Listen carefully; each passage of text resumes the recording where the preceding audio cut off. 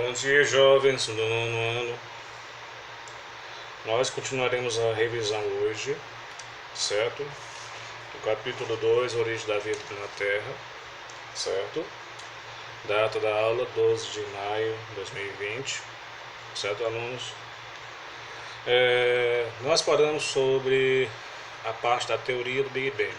Falamos de algumas teorias, como a vida se origina, mas vamos falar da parte que nos cabe a atenção em relação se a vida surgiu na Terra e como surgiu a Terra. Então, temos alguns pensadores, alguns cientistas, que através das suas teorias, como sabemos na pensamento científico, são fatos que são colocados em práticas, mas podem ser derrubados a qualquer momento. Nesse caso, a teoria do Big Bang, o nome em si, ele está errado. Não é concretamente essa palavra. Por quê? Porque a teoria mais aceita atualmente na origem do universo, também chamada teoria da grande explosão. A grande explosão é essa no qual sabemos que no universo, no espaço infinito, não existe oxigênio. Então é pouco provável que haja um som vindo do universo, que nesse caso é uma combustão química que precisa da presença do oxigênio. Mas podemos chamar de outro nome, teoria da expansão, certo? Esse tipo de teoria, essa teoria foi proposta pelo astrônomo Georges Lemaitre, viveu no período de 1894 a 1966, e pelo físico Georges Gamow, nascido em 1904, falecido em 1968. Temos aqui Lemaitre, esse rapazinho aqui, e Gamow, esse outro rapaz. Eles utilizaram duas teorias já existentes, de Albert Einstein, a teoria da relatividade, certo? Que é tão falada na parte de física. Nesse caso, a teoria da relatividade previu que o universo está em expansão constante, certo? E temos Weston Melf Spiller, esse rapaz aqui, e junto com Eduardo Paul Hubble, observaram que as galáxias estão se afastando. São dois astrônomos, esses dois cientistas. Observaram que as galáxias estão se afastando. Então, nesse caso, reforçou a ideia da expansão do universo, certo? Podemos comparar o universo como se fosse uma bexiga vazia. Se colocarmos botões de roupa na bexiga vazia, vamos visualizar que cada botão seria uma galáxia. E quando nós enchemos a bexiga, essas galáxias, elas se separam. Elas estavam próximas, e após a bexiga encher, agora estão se separando. Nesse caso, é a observação feita pelos dois cientistas, que as galáxias estão se afastando. Se estão se afastando, anteriormente havia um fator comum, uma região comum dessas galáxias. Então, a partir dessa expansão, que deu origem ao universo atualmente conhecido por nós, certo? Continuando, então, a partir disso surgiu a teoria do Big Bang. Como seria esse resumo? Toda a matéria que compõe o universo atual esteve comprimida em uma esfera pequena, que há cerca de 110 a 20 bilhões de anos atrás teria explodido, que é o nome errado, é expandido, certo? E formar de uma vez todo o universo. Nesse caso, essa expansão permitiu o surgimento atual, e essa expansão continua, certo? Através de observações, observamos que as estrelas e algumas galáxias estão cada vez mais distantes, certo? A partir dessa expansão, houve o surgimento de uma chamada poeira espacial.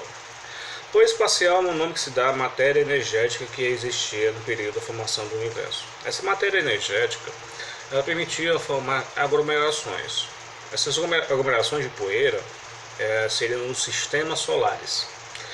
A partir desses sistemas solares, cada sistema ele permitiu a formação de estrelas. Essa estrela permitiu uma organização central, aonde O restante da poeira espacial ao redor dessa estrela, elas foram também formando pequenos aglomerados. Esses pequenos aglomerados formaram matérias sólidas, nesse caso esféricas, que são os planetas. Então, nosso planeta, através dessa formação aglomerada pequena, ela surgiu há 4,5 bilhões de anos. Nesse caso, a superfície provável do nosso planeta era literalmente um fluido.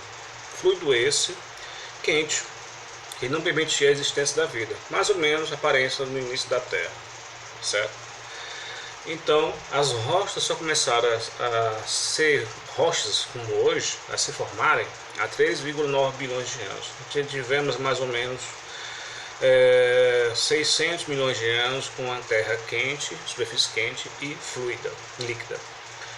Os registros mais antigos de vida, nesse caso fósseis, encontrados em rochas, têm aproximadamente 3,5 milhões de anos. Então, nesse caso, os primeiros seres vivos surgiram há mais ou menos 3,5 milhões de anos a seres primitivos, bactérias, certo? Bactérias primitivas que, nesse caso, surgiram no período. Então, nesse caso, a Terra passava por mudanças intensas e profundas. Nesse caso, temos um exemplo aqui, que ocorre atualmente. Aqui seriam fotos das ilhas do Havaí, onde temos um processo vulcânico constante, não para. Os vulcões do Havaí é sempre em constante movimento, onde as lavas saem dos vulcões marítimos, aquáticos, aonde vão formando ilhas. Nesse caso, o Havaí ele está em constante expansão, certo? Nesse caso, através da formação de rochas por esfriamento, que nesse caso é um princípio da formação das ilhas e também dos continentes, e deu origem à nossa costa. Erupções vulcânicas com muita frequência, liberação de gases e partículas da atmosfera. Nesse caso, através das partículas, a força da gravidade reteve essas partículas e gases, e era dessa forma que surgiu a nossa atmosfera primitiva. Essa atmosfera primitiva não era viável à vida atual, certo?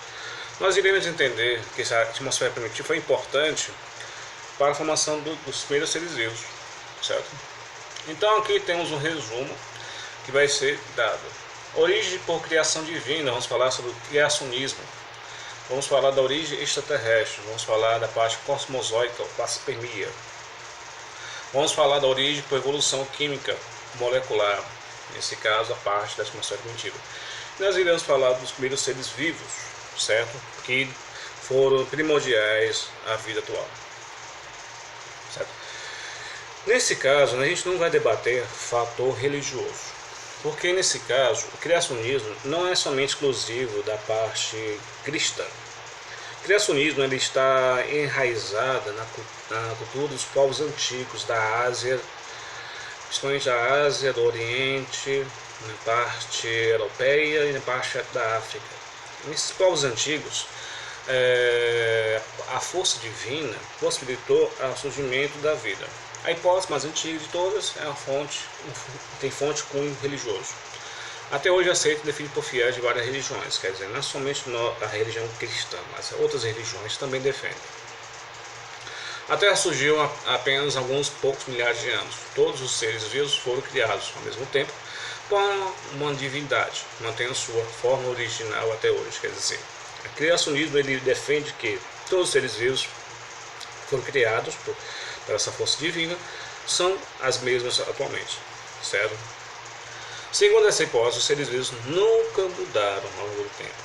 Nesse caso, imutabilidade das espécies, ou fixismo, também chamado fixismo, criacionismo.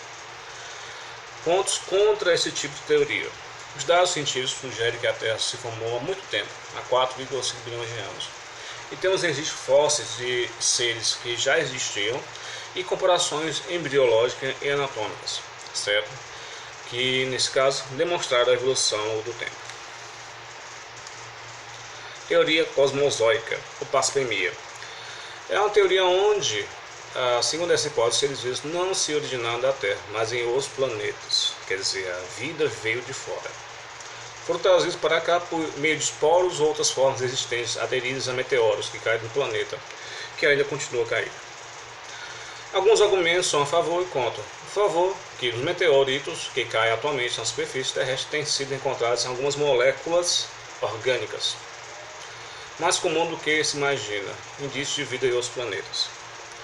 Algumas contam, nenhum organismo pode viver no espaço sujeito a baixíssimas temperaturas, a raios cosmosóicos, essas radiações ultravioletas. Meteoros, quando entram em contato com a atmosfera, eles pegam fogo, é o chamado estrela cadente, certo? Então, há teorias a favor e contra, mas vamos ver que essa parte cosmozoica, ou pastemia, também ajudou na parte de evolução química. Daqui a pouco nós iremos falar sobre isso, certo? Continuamos daqui a pouco.